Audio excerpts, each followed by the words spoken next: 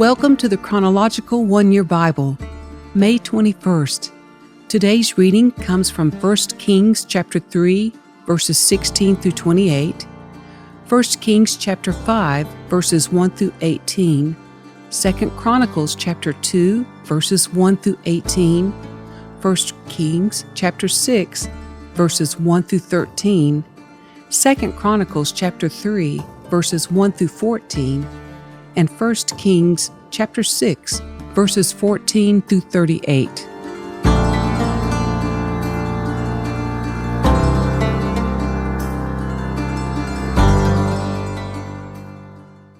Sometime later, two prostitutes came to the king to have an argument settled. "Please, my lord," one of them began, "this woman and I live in the same house. I gave birth to a baby while she was with me in the house. 3 days later, this woman also had a baby. We were alone. There were only 2 of us in the house. But her baby died during the night when she rolled over on it. Then she got up in the night and took my son from beside me while I was asleep. She laid her dead child in my arms and took mine to sleep beside her. And in the morning when I tried to nurse my son, he was dead. But when I looked more closely in the morning light, I saw that it was not my son at all." Then the woman interrupted, "It certainly was your son, and the living child is mine." "No," the first woman said, "the living child is mine, and the dead one is yours." And so they argued back and forth before the king. Then the king said, "Let's get the facts straight. Both of you claim the living child is yours, and each says that the dead one belongs to the other. All right, bring me a sword." So a sword was brought to the king. Then he said, "Cut the living child in 2, and give half to one woman and half to the other." Then the woman who was the real mother of the living child and who loved him very much cried out, "Oh no, my lord! Give her the child! Please do not kill him!" But the other woman said, "All right, he will be neither yours nor mine. Divide him between us." Then the king said, "Do not kill the child, but give him to the woman who wants him to live, for she is his mother." When all Israel heard the king's decision, the people were in awe of the king, for they saw the wisdom God had given him for rendering justice.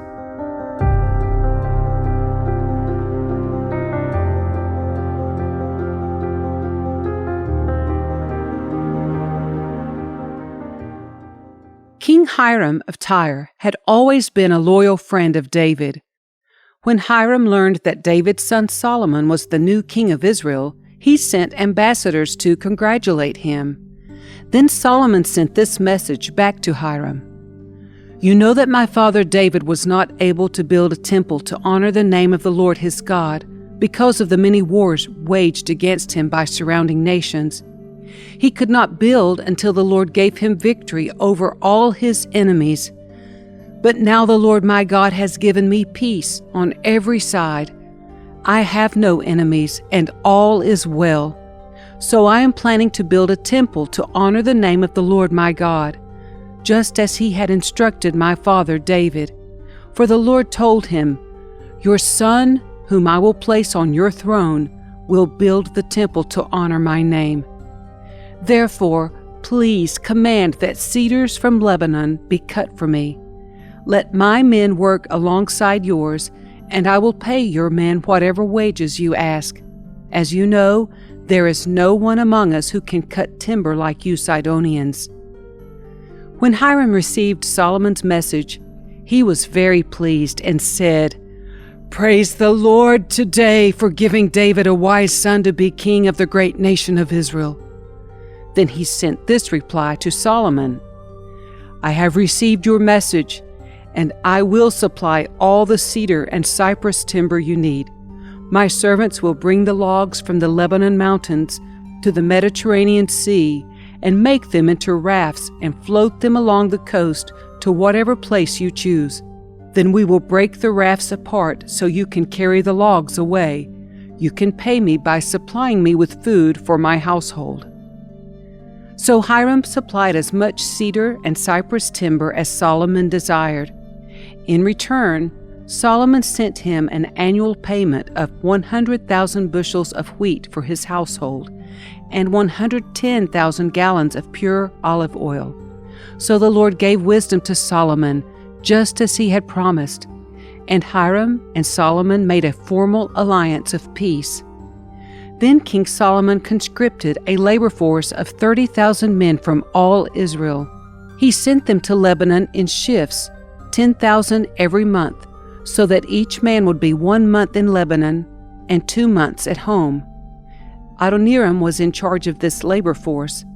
Solomon also had 70,000 common laborers, 80,000 quarry workers in the hill country, and 3,600 foremen to supervise the work. At the king's command, they quarried large blocks of high-quality stone and shaped them to make the foundation of the temple.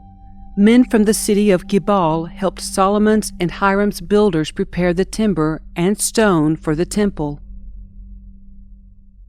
Solomon decided to build a temple to honor the name of the Lord and also a royal palace for himself. He enlisted a force of 70,000 laborers, 80,000 men to quarry stone in the hill country, and 3,600 foremen. Solomon also sent this message to King Hiram at Tyre: "Send me cedar logs, as you did for my father David when he was building his palace. I am about to build a temple to honor the name of the Lord my God. It will be a place set apart to burn fragrant incense before him, to display the special sacrificial bread, and to sacrifice burnt offerings each morning and evening, on the Sabbaths, and at new moon celebrations, and at the other appointed festivals of the Lord our God. He has commanded Israel to do these things forever. This must be a magnificent temple, because our God is greater than all other gods. But who can really build him a worthy home? Not even the highest heavens can contain him. So who am I to consider building a temple for him, except as a place to burn sacrifices to him?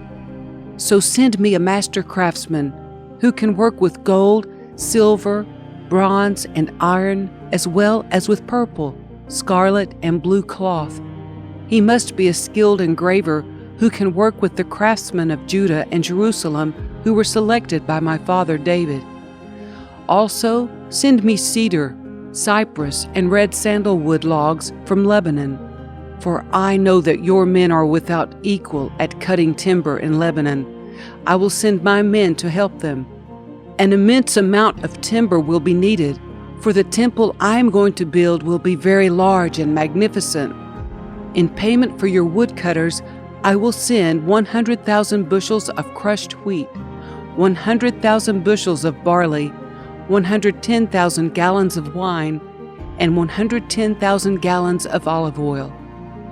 King Hiram sent this letter of reply to Solomon: "It is because the Lord loves his people that he has made you their king. Praise the Lord, the God of Israel, who made the heavens and the earth. He has given King David a wise son, gifted with skill and understanding, who will build a temple for the Lord and a royal palace for himself. I am sending you a master craftsman named Huram-Abi, who is extremely talented. His mother is from the tribe of Dan in Israel, and his father is from Tyre. He is skillful at making things from gold, silver, bronze, and iron, and he also works with stone and wood. He can work with purple, blue, and scarlet cloth and fine linen. He is also an engraver and can follow any design given to him. He will work with your craftsmen and those appointed by my lord David, your father. Send along the wheat, barley, olive oil, and wine that my lord has mentioned. We will cut whatever timber you need from the Lebanon mountains, and will float the logs in rafts down the coast of the Mediterranean Sea to Joppa. From there you can transport the logs up to Jerusalem." Solomon took a census of all foreigners in the land of Israel, like the census his father had taken, and he counted 153,600.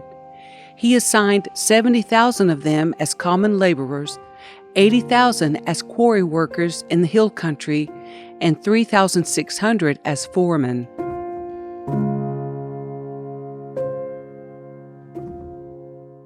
It was in mid-spring in the month of Ziv, during the 4th year of Solomon's reign, that he began to construct the temple of the Lord. This was 480 years after the people of Israel were rescued from their slavery in the land of Egypt. The temple that King Solomon built for the Lord was 90 feet long, 30 feet wide, and 45 feet high. The entry room at the front of the temple was 30 feet wide, running across the entire width of the temple. It projected outward 15 feet from the front of the temple. Solomon also made narrow recessed windows throughout the temple. He built a complex of rooms against the outer walls of the temple, all the way around the sides and rear of the building. The complex was 3 stories high, the bottom floor being 7½ feet wide, the second floor 9 feet wide, and the top floor 10½ feet wide. The rooms were connected to the walls of the temple by beams resting on ledges built out from the wall, so the beams were not inserted into the walls themselves. The stones used in the construction of the temple were finished at the quarry, so there was no sound of hammer, axe, or any other iron tool at the building site. The entrance to the bottom floor was on the south side of the temple. There were winding stairs going up to the second floor, and another flight of stairs between the second and third floors. After completing the temple structure, Solomon put in a ceiling made of cedar beams and planks. As already stated, he built a complex of rooms along the sides of the building, attached to the temple walls by cedar timbers. Each story of the complex was 7½ feet high. Then the Lord gave this message to Solomon: "Concerning this temple you are building, if you keep all my decrees and regulations and obey all my commands, I will fulfill through you the promise I made to your father David. I will live among the Israelites and will never abandon my people Israel."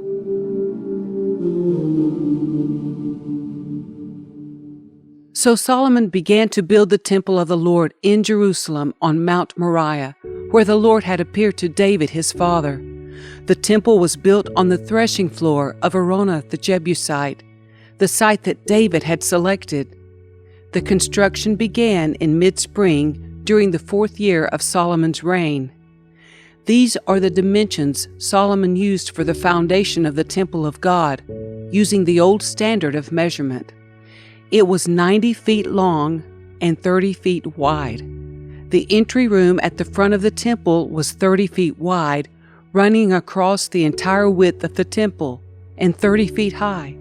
He overlaid the inside with pure gold. He paneled the main room of the temple with cypress wood, overlaid it with fine gold, and decorated it with carvings of palm trees and chains. He decorated the walls of the temple with beautiful jewels and with gold from the land of Parvaim. He overlaid the beams, thresholds, walls, and doors throughout the temple with gold, and he carved figures of cherubim on the walls. He made the most holy place 30 feet wide, corresponding to the width of the temple, and 30 feet deep. He overlaid its interior with 23 tons of fine gold.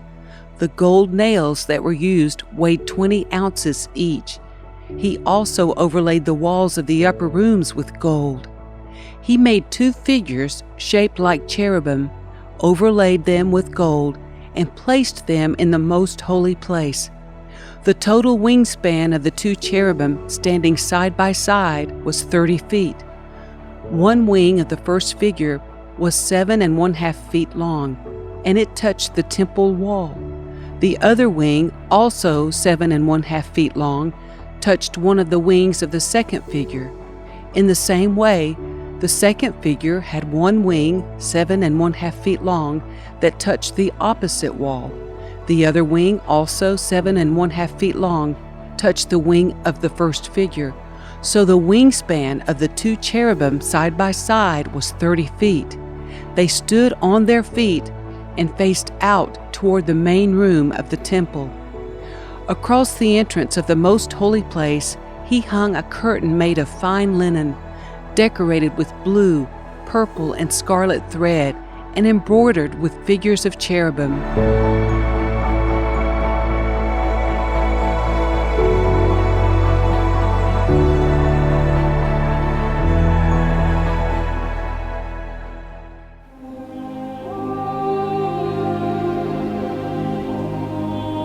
So Solomon finished building the temple. The entire inside from floor to ceiling was paneled with wood. He paneled the walls and ceilings with cedar, and he used planks of cypress for the floors. He partitioned off an inner sanctuary, the most holy place, at the far end of the temple. It was 30 feet deep and was paneled with cedar from floor to ceiling. The main room of the temple, outside the most holy place, was 60 feet long. Cedar paneling completely covered the stone walls throughout the temple, and the paneling was decorated with carvings of gourds and open flowers. He prepared the inner sanctuary at the far end of the temple, where the Ark of the Lord's covenant would be placed. This inner sanctuary was 30 feet long, 30 feet wide, and 30 feet high. He overlaid the inside with solid gold. He also overlaid the altar made of cedar. Then Solomon overlaid the rest of the temple's interior with solid gold, and he made gold chains to protect the entrance to the most holy place. So he finished overlaying the entire temple with gold, including the altar that belonged to the most holy place. He made 2 cherubim of wild olive wood, each 15 feet tall, and placed them in the inner sanctuary. The wingspan of each of the cherubim was 15 feet, each wing being 7½ feet long. The 2 cherubim were identical in shape and size. Each was 15 feet tall. He placed them side by side in the inner sanctuary of the temple. Their outspread wings reached from wall to wall, while their inner wings touched at the center of the room. He overlaid the 2 cherubim with gold. He decorated all the walls of the inner sanctuary and the main room with carvings of cherubim, palm trees, and open flowers. He overlaid the floor in both rooms with gold. For the entrance to the inner sanctuary, he made double doors of wild olive wood with 5-sided doorposts. These double doors were decorated with carvings of cherubim, palm trees, and open flowers. The doors, including the decorations of cherubim and palm trees, were overlaid with gold. Then he made 4-sided doorposts of wild olive wood for the entrance to the temple. There were 2 folding doors of cypress wood, and each door was hinged to fold back upon itself. These doors were decorated with carvings of cherubim, palm trees, and open flowers, all overlaid evenly with gold. The walls of the inner courtyard were built so that there was 1 layer of cedar beams between every 3 layers of finished stone. The foundation of the Lord's temple was laid in mid-spring in the month of Ziv during the 4th year of Solomon's reign. The entire building was completed in every detail by mid-autumn in the month of Bul during the 11th year of his reign. So it took 7 years to build the temple.